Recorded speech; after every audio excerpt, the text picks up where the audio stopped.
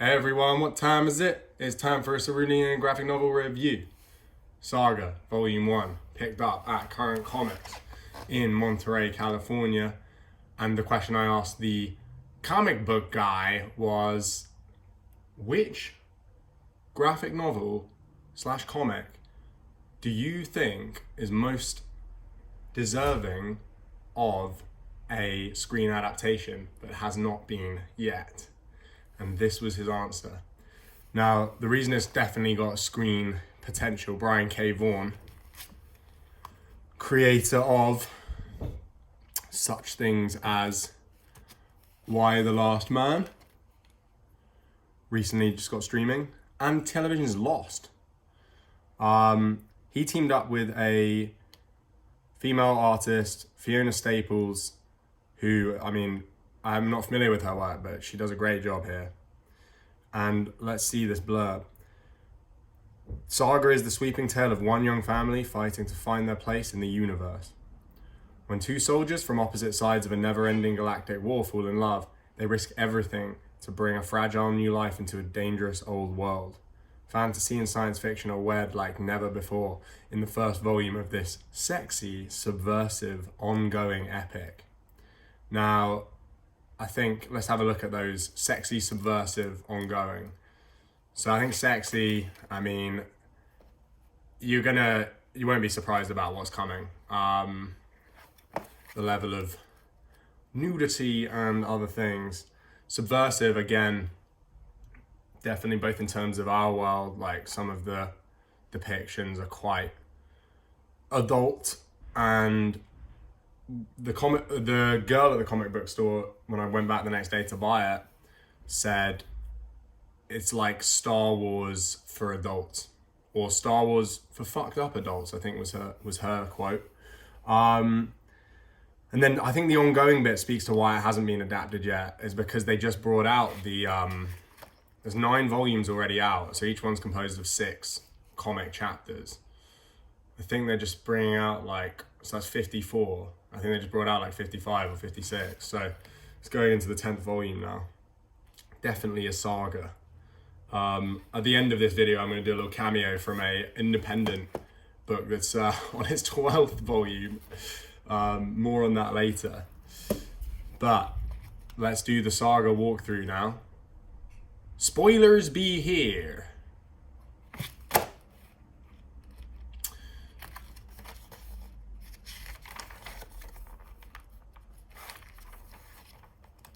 Chapter 1. So you get the front cover of what the comic would have been. So, I was keen to get an education on the old comics. Abhishek and I are of the opinion that comic book culture has swamped Hollywood. It's an interesting that we observed there's been a 2-pronged attack of Asian culture on American culture, and that's technologically Chinese hardware and increasingly software with TikTok, and culturally, artistically, sort of anime comic culture, which is more violent, sexual, etc. Just basically more popular over there from day one. Now, it's an open question to what extent Japanese or Americans led the comic culture. Abby's reading Understanding Comics, and anyone here wants to weigh in on that, I'd be interested to hear. It was probably quite symbiotic back and forth between the two, but anyway, just something we observed, and it's just clear that this culture is here to, this medium is here to stay in terms of influencing Western culture. So I was keen to understand more about it. My basic thought is this, it's essentially, comics are essentially a more high fidelity screenplay. From the design world, we talk about high fidelity of prototypes, and in a screenplay, you just have the lines and they have to, they have to turn them into visuals. But here, as the guy in Understanding Comics says, he says time is it's like comics are basically films where instead of the dimension of time, things move in the dimension of space. So, they've essentially mapped out your whole, visual for you, including like shot by shot. So you get some quite funny, angles here. He's peeking under there, and then you get the shot from, I won't say what point of view that is, but you can probably guess. I mean, it's just, this is what they mean by graphic. I mean, you just get a sort of bloody baby. And then again, for the film, like, readiness, you've even got like a narrator voice. So like outside of you've got that style, and then this is clearly like kind of like a narrator voice. And it's the point of view of this baby, which is amazing. Anyway, this is the day I was born, and just really irreverent. One of my favorite things about the narrator voice is when the narrator reveals things about themselves before it's time. So I'll just have a little flick through here. You get it gets pretty like magic-y pretty quick. I don't know whether an adaptation would go the way of Wanted and kind of like strip out some of the more fantasy elements. It'll be interesting to see whether that happens. And I'm just going to talk the rest of the time, assuming that this will eventually be adapted into a high-budget studio piece, because it's so bloody good. It's got to be. No, there you go. That's the kind of Star Wars aspect. Really clever thing where it's like a planet and a moon are fighting, and they can't destroy each other. So because they go out of orbit, it's like the symbiosis thing. So they would have to go and fight like these proxy wars. Remind you of anyone? Russia? Anyway. Some pages that were so graphic, I did actually pretty much skip, so I'll flick through quickly. I will avert my eyes. Feel free to pause if this is your thing. Anyway, it's like some Black Mirror shit, that. I hope they don't render that on the film, because I probably won't be able to watch it, given my self-imposed decade-long porn ban. Anyway, the screen head things, I'm not as fully on that yet. I don't really get it fully, but this guy's quite cool. This the Will. I mean, he's like a bounty hunter, which is again is a bit of a Star Wars trope, but I just think it's done better, to be honest. This Lion Cat is ingenious. I mean, BKV, as I'm going to call him, is a very, very talented writer. There you go, you get your first full page there. Some epic battle stuff, very Star Wars. But then I just think it has more than Star Wars. It actually has characters that you really, really care for. Like, people are like buzzed for this Kenobi I won't say biopic. It basically is, as if he's like a dude in their life. But like, I don't know, I just never really got that attached to them. Whereas these guys, I genuinely, these guys are great. This is brilliant. Marko, the horned man, says to Alana that they've been arguing over naming the baby, and he says, no, we've scraped things, and this time we have something else on our side. We have hope. And then they subvert that kind of like trope of like calling the baby. Look at her face. She goes, if you think I'm calling my daughter that, I want a divorce. And then the narrator comes straight in with, my name is Hazel. Like, so deadpan, and you can just hear it already. Seriously too corny. And it's just like, it's dramatic irony. She's already told the audience, and it's amazing. And then you just get this beautiful,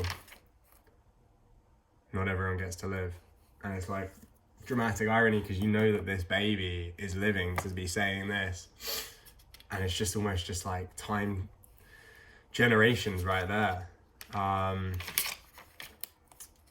So, freaky ass like things. I'm not even sure where that shot was from. Yeah, hilarious, like, call my agent. I mean, look at this. Phone, call my agent. I don't know what year this was exactly. I'm pretty sure it wasn't even when like Siri was a thing. They were already, I think they dreamt this up, but let me know if I'm wrong on that front, folks. yeah, you get this kind of like, okay, this, I mean, look at that for a half page full thing there. I mean, it's kind of shocking what they do to you, because in some ways she looks kind of like, don't want to say it, but like kind of sexy. And then she fucking pops this out and you're just like, disgusting. Like, it just fucks with the reader quite a lot. And yeah, it's just very clever. And then we get the kid. I don't know why all the ghosts are kids exactly, but there you go. You get the ghosts. Isabel helps them. Okay, and now again, I was the porn ban was instinct was kicking in to skip a few of these in Sextillion, especially as it got into some very murky territory with this young slave girl. But you kind of infer later, even though I pretty much skipped it, that this bounty hunter grew a conscience and killed her pimp. Tried to rescue her, but then ended up having to give her back to this sort of madam. I think that's what they're called. She's not loving it. She's calling up this guy, apparently they had, and then she gets murked as well. So, not afraid to kill people off. Pretty much killed off Marko, but then they brought him back to life. I didn't think that was the strongest full pager, to be honest. It's like a big shit. It's a big tree that becomes a shit. Yeah. Okay, and then we're getting towards the end. And turned out that Alana was a bit of a reader. I feel like it's a very writer thing to do, is put in a book within a book here. Dr. Oswald Hurst is the Lupin-nominated author of over 40 novels. He resides on Quietus, which Hamlet fans will know is a to be or not to be word. When he could, who would grunt and sweat under a weary life, when he could himself his Quietus make with a bare bodkin. Quite a deathly phrase. And then finally at the end we get a big fight, and then my grandparents came to live with us. Look at this, man. It's just so it's just very, it's great sardonic wit, Mr. Vaughan. You can see why it gets these plaudits. Check it out. A writer and an artist at the top of their games, creating the emotional epic that Hollywood wishes it could make. So true. And it will make it, that's the thing. Just, will it do it justice? We'll see. A terrific book and another sign of the new resurgent Image Comics. That's another interesting thing to know. Why maybe it doesn't have an easy direct path to the screen, because it's not in the MCU or DC's little wannabe universe. A terrific book and another sign of the new resurgence Image Comics. A wonderful thing to welcome BKV back to the medium. A wonderful thing to discover the art of Fiona Staples. There you go. She is quite a newer name, but what a pick from Brian. If you love comics, you can't miss this book. And on the compendium, which is when you get all 9, because you can see here it's just the 1, they include a Lin-Manuel Miranda quote on the back, and he was probably, it seemed like it was drawn from an interview where the question was something like, you know, what world building do you immerse yourself in? Like, what are you into? And he literally said the Saga compendium. He said there's been very few complete worlds crafted to just dive into, and it's in this medium which not everyone is into. But look, guys, if Lin-Manuel Miranda is into it, then you know maybe you can too. So enjoy that. Now for another, just a fun sort of after note. My buddy Dale Warren, who is a musician, primarily a street performer here in Santa Monica, California. He has a YouTube channel you should go check out, and he was donated this book but didn't really have time to read it, which I don't blame him, because, you know, as my divided selfie track English Lit will say, words. You know, words alone are not really going to capture audiences these days.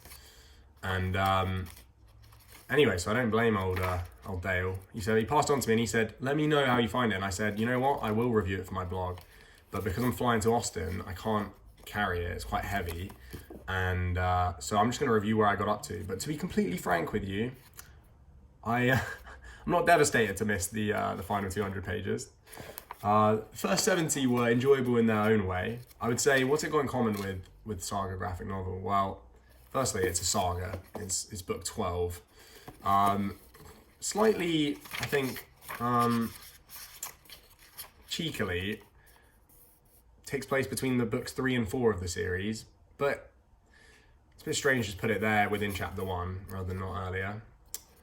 But anyway, that reveals, I guess, an interesting fact about this, and why I'm particularly interested in it is this is although the front cover looks very much like a Jack Reacher or something else, and you can see there's certain words kind of designed to make you think that. Who's the Ryan one again? Jack Ryan. You got Jack Noble by L.T. Ryan. Well, L.T. looks suspiciously like Lieutenant, but no, it's actually this guy from Virginia. And he is self-publishing this series, and he's apparently seems to be doing fairly well at it. You know, this was on sale somewhere for $2. Someone bought it, and given his focus on Facebook and the sort of middle-aged folks who gather there, I wouldn't be surprised if he's stacking up a few thousand followers there. But I haven't checked myself, not being a bookie boy, and Amazon. So it's kind of like basic internet playbook of being an indie creator, and it seems to be working for him. It says copyright 2017, but then it seems to have come out in 2021. So I'm not sure about that. If there's a reprint, is that the number of the print? Is it 9,000 being printed? Seems like the sort of reach you might have. Anyway, here's a little mini after review of a drop-in on a long saga for my buddy Dale. So first thing is, it's very confusing what the order is, and you know, he says it's book 3 or 4, and then it turns out The Recruit is a short story. But anyway, he'll send those out to you for free if you do request them. So look, LT, if you weren't put off by my slightly irreverent and, let's be honest, realistic take on you know, an indie publish versus the sort of stuff I'm usually on, feel free to send me one. I'll try and review them as well, but don't blame me if you don't want to, because here's my sort of slightly irreverent take on a very American creator, and just some of the things that the turns of phrase that have amused me, that vibed with what I've come across during the Brits by the Beach tour over the past month. I just wanted to shout out a few patients there. All right. First and foremost is a strong predilection for brand names, specifically relating to very blokey pastimes of firearms and vehicles. So a firearm or a vehicle is never mentioned without its brand name. So he rented a silver Camry at the airport. It just assumes that you know that is a Toyota Camry, which is a very popular car here in the US. But there you go. This is one of my favorite lines. Relentless turbulence left the 757 in a state of constant flux as it tumbled through pockets of choppy air. So what amused me about this line was, what's awesome about this story and why I think people really eat this up is because you're in chapter 2 and he's already had a bloody, where is he? Chapter 3, and he's already having a fight with someone. And we're on like page 10. He's having a back alley fight in Chicago. But then it's almost like, because again, I feel like this is kind of written for the screen, and that there's another type, not like Saga, there's another type of Hollywood film, which is frankly, you know, he calls them out. If you're a fan of Jack Ryan, Jack Reacher, Jason Bourne, you know, those sort of films, they're very direct, and they have just, they're very to the point, direct, violent, and I think that is what this is playing for. But then it's almost like, no, I'm not a screenplay writer. I'm writing a novel. So, you know, this is literature. And he's almost like he's felt the need to like justify, you know, printing this on page with like a kind of literary turn. But my man LT, I would work on the old literary turns if you're going to use them, my man. Or just stick to what you know, because you're bloody good at writing action. All right. Here we go again. A Honda Accord rested peacefully in the short driveway. So the brand named cars are now getting personified as well, which is great. What about this one? Oh yeah, this is another thing that amuses me about this whole story is, look, I don't know about LT's background. Has he been a real LT? If you know what I mean. He's from Central Virginia. It's not far from CIA land, I believe, the old Langley. But he seems sort of keen to display to us civilians and moviegoers where we've been misguided. So, you know, almost like saying like, no, this is real shit, you know. The sound of a pumped shotgun will stop anyone in their tracks, even if they've only heard the exaggerated stock clip they use in the movies. Like, as it almost like saying like, huh, this isn't like a movie sort of screenplay pulp. Like, this is real, man. This is real. So LT, let me know, how real is this? Have you had experience of this? What's this one?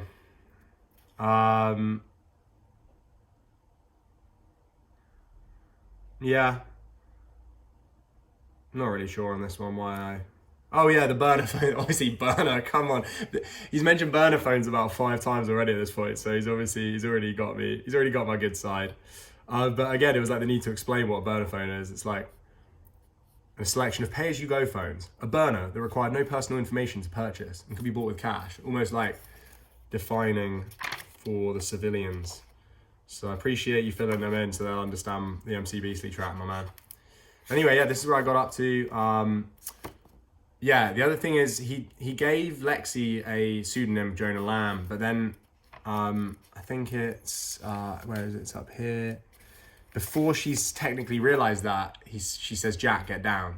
So I'm not sure if either you're going to deep it and later on reveal that she actually already knew all along, and that was like a little breadcrumb, or if that was just a typo mistake. Chronological continuity error. But anyway, I thought I'd point that out. And yeah, more generally, I just feel like, I think there's one or two typos. I just feel like, come on, us indies, man, if we need to make sure that we're not like slipping on quality compared to sort of published label-backed stuff. So yeah, I would just bag a more copy editing, probably, because there's one or two other typos. But generally, mate, I'm really impressed, honestly. Like, it's super good action, it's super readable, and it's a bit like Saga. It's kind of, if you know, gives the old dopamine hits where you need them. Can't remember exactly what this was. Oh yeah, it's like, again, just this kind of like vehicle obsession, very reminiscent of the Family Guy. Fire engine safari.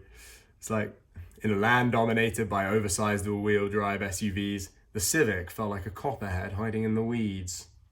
The compact would be a pain to tail due to sight lines, but I knew it could be done by a competent agent. It's like, you get kind of, those two sentences kind of, for me, is like sum up this book. Is like,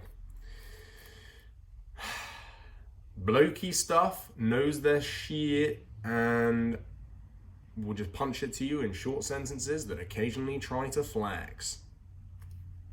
Anyway, that's Saga and another Saga by me, Cerulean. Go check out Ever After. It's a great song, all about storytelling. It's a musical song, but it's about books. So if you're into books, you'll love it, because everyone's into music, right? Bye.